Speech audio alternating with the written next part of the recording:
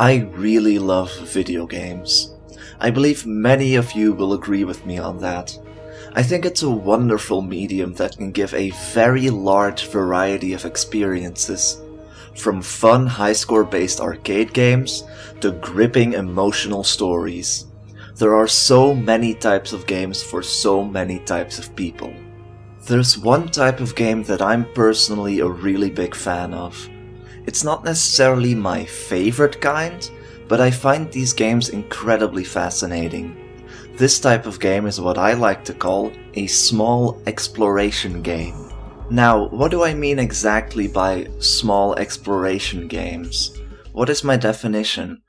Well, for me, a small exploration game is a game where you're put in a small open world with barely any exposition or story directly told to the player, just one simple, sometimes even mundane seeming objective that results in you exploring the entire area.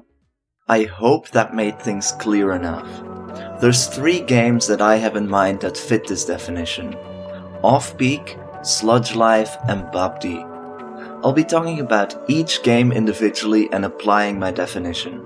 So let's start with the first game, Off-Peak. Off-Peak is a game that's really quite special to me. It's the first entry in what's probably one of my favorite game series of all time. Some of you might be aware of this, but I actually recreated the map from this game in Minecraft not too long ago. There's a video of it on my channel if you want to check it out. I think that makes it quite clear that I absolutely adore this game. It's also what I would consider a small exploration game, so let's apply my definition from before. The open world in this game is a surreal train station filled with a bunch of weird characters. Your task is given to you at the start of the game by this guy named Luke. Find all the torn up ticket pieces so you can get out of there.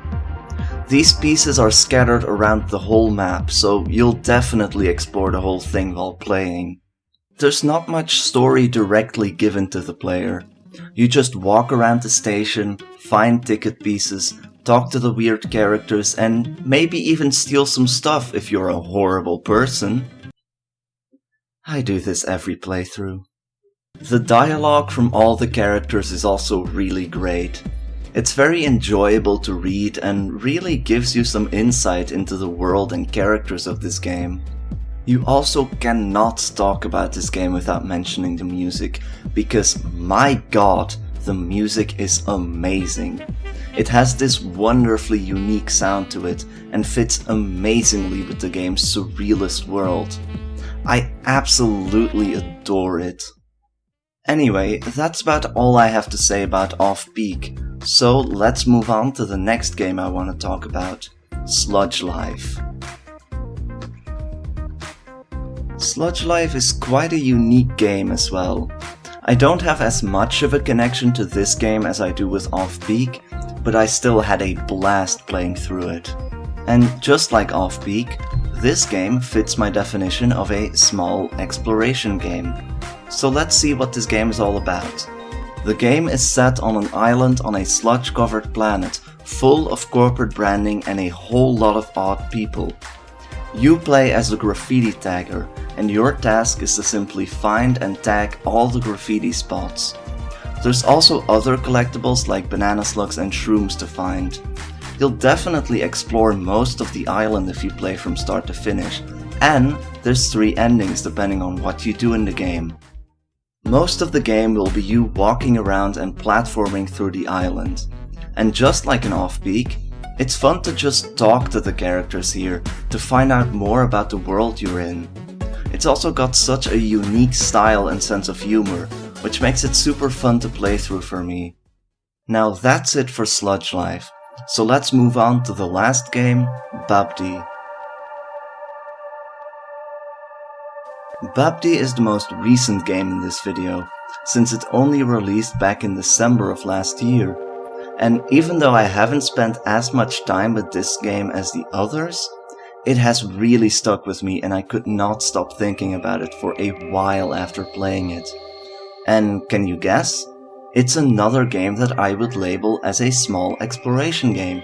I bet you're surprised to hear that. So, let's look at Babdi.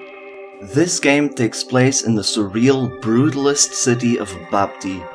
It's an absolutely miserable place here and you just want to get out. Your task is to get your hands on a train ticket to escape the city. Sounds familiar. Unlike the previous games that had the main objective be getting collectibles, this game points you to one location to go to at all times. It is possible to ignore everything and just go to the objective, however exploring is absolutely the way to go. There are many tools scattered around the environment that will help with traversing around the map quicker, which I think is kind of a necessity. You'll also meet the strange inhabitants of Babdi, who, again, offer some nice insight into the world. The thing that I absolutely love about this game is the atmosphere. The city feels so large, empty, and completely miserable, with all those large concrete buildings and small alleyways, with very little people left in the city. It's some great stuff. So that was it for Babdi, which was the last game I wanted to look at. So let's move on to the conclusion now. I hope those examples gave you a good idea of the type of game I'm talking about. The reason I like these games so much is that they put you in this unfamiliar world and you get the opportunity to just fully immerse yourself in it, with some motivation to explore and without having to pay much attention to a story, just the world and everything in it. I highly recommend checking out the games I talked about in this video. The links will be in the description. Anyways, I really hope you enjoyed this video and I hope to see you next time. Goodbye!